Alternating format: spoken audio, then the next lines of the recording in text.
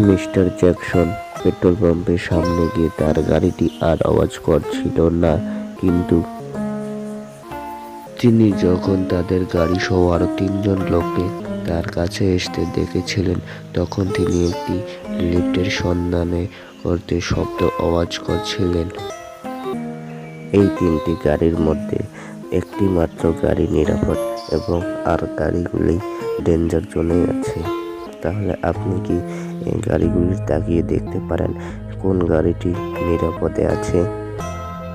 কিন্তু গাড়িগুলির মধ্যে মাঝখানের গাড়ি যেটি আছে সেটি হলো নিরাপদ গাড়ি। সেই গাড়িটি ওখান থেকে নিরাপদে বেরিয়ে আসার পরে দেখুন তারপরে গাড়িটির কি হয়েছিল। নতুন বিবাহিত কন্যা তার স্বামীর হত্যার খবর দেওয়ার জন্য পরিদর্শক জেমসের কাছে এসেছিলেন, কিন্তু সেই কন্যাটির মুখে এসব কথা শুনে পরিদর্শন করার জন্য জেমস তার কাছে তিনি জানিয়েছিলেন যে আজকে আমরা অবশ্য পালিয়েই বিয়ে করব। জেমস এই কথাটিও শুনিয়েছিলেন এবং তারপরে বিয়ে করার পরে আমরা শহরের দিকে হানিমুনে যাওয়ার জন্য একটি বনের মাঝখান দিয়ে যাওয়ার জন্য উদ্দেশ্য হলাম। আমরা সত্যি আমাদের ভ্রমণ উপভোগ করছিলাম এবং মাঝখানে হঠাৎ করে আমাদের গাড়িটি শব্দ হয়ে উঠল।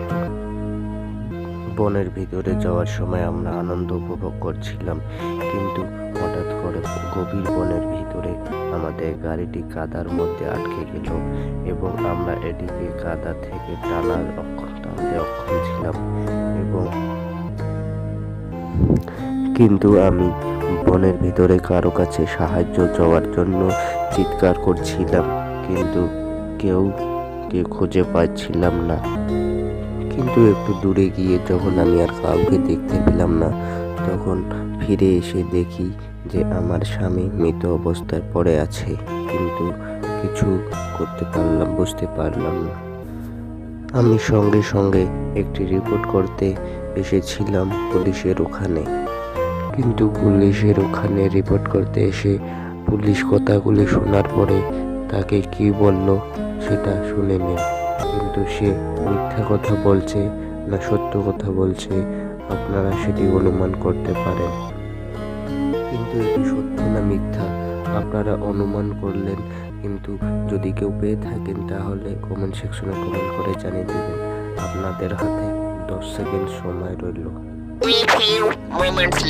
10, 9, 8, 7, 6, 5, 4, 3, 2, 1. সেই কন্যাটি মিথ্যা কথা বলেছে।